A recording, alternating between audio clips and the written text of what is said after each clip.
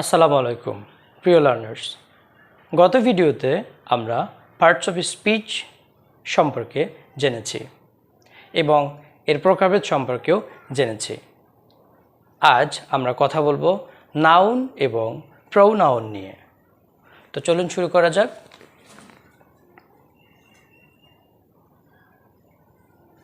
Noun, actually what is noun? Noun কি? ইংরেজি শিখতে, ইংরেজি ভাষায় কথা বলতে আপনাকে অবশ্যই নাউন সম্পর্কে ধারণা থাকতে হবে। নাউন হচ্ছে কোনো কিছুর নাম, যে ওয়ার্ড দ্বারা কোনো ব্যক্তি, বস্তু, প্রাণী, জাতি, গুণ, জায়গা ইত্যাদির নাম বোঝায় তাকে নাউন বলে। যেমন মিনা,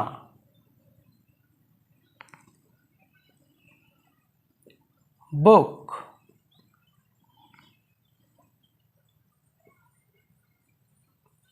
দেখা। তারপর গুণের নাম যদি বলি,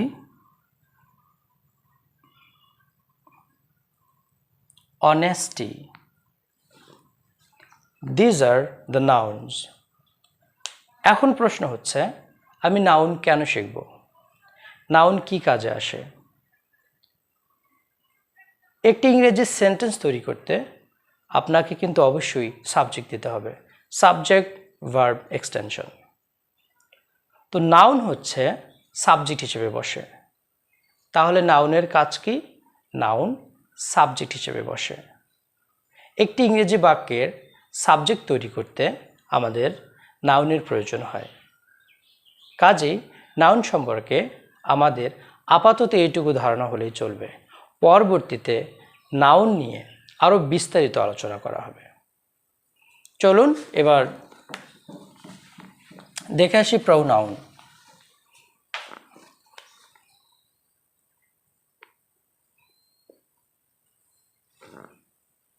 Pronoun is a word that is used instead of nouns. Pronoun হচ্ছে একটি ওয়ার্ড যেটি নাউনের পরিবর্তে আমরা ব্যবহার করি। তাহলে সংজ্ঞায় আসি, আমরা কিভাবে সংজ্ঞা দেব? যে ওয়ার্ড নাউনের পরিবর্তে বসে তাকে প্রোনাউন বলে। যেমন Mina is a student. Mina goes to school every day. Mina makes her lesson every day. আমরা যদি প্রত্যেকটা সেন্টেন্সে মিনা মিনা মিনা ওয়ার্ডটি বারবার ব্যবহার করি, এই নাউনটি বারবার ব্যবহার করি, তাহলে কিন্তু শ্রুতিকটু শোনাবে। তাহলে আমাদেরকে কি করতে হবে? আমরা প্রথম সেন্টেন্সে নামটি দিব। যেমন Meena is a good student. তারপর মিনার পরিবর্তে দেব she, she goes to school every day. Meena is a good student. এখানে মিনার পরিবর্তে দেব she, she goes to school every day.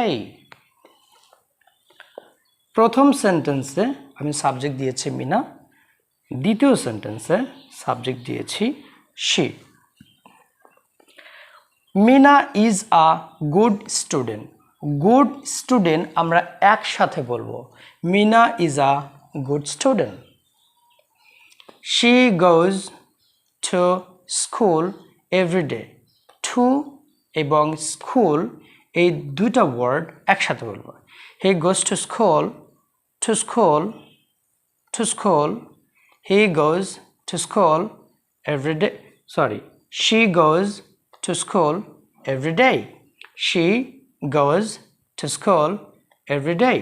সে প্রতিদিন স্কুলে যায়। এখানে আমরা মিনার পরিবর্তে শি ব্যবহার করেছি। শি একটি প্রোনাউন, মিনা একটি নাউন। তাহলে প্রোনাউন কিন্তু নাউনের জায়গায় বসেছে।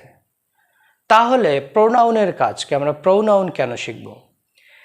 ইংরেজি বাক্যের সাবজেক্ট তৈরি করতে প্রোনাউনও ব্যবহৃত হয়।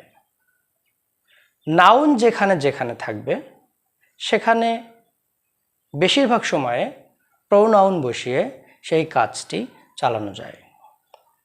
তাহলে আমরা বলতে পারি নাউন এবং প্রোনাউন এই দুটি ওয়ার্ডেই একটি ইংরেজি বাক্যের সাবজেক্ট হিসেবে বসানো যায়। আপনারা বলতে পারেন নাউন যদি বাবা হয় তাহলে প্রোনাউন হবে ছেলে। বাবার অনুপস্থিতিতে তার ছেলে যেমন সব কাজ করে দেয়, তেমনি নাউনের অনুপস্থিতিতে প্রোনাউন সব কাজ করে দেবে। সুপ্রিয় লার্নার্স, আজ এই পর্যন্তই। আমরা পরবর্তী ক্লাসে অ্যাডজেক্টিভ সম্পর্কে কথা বলবো।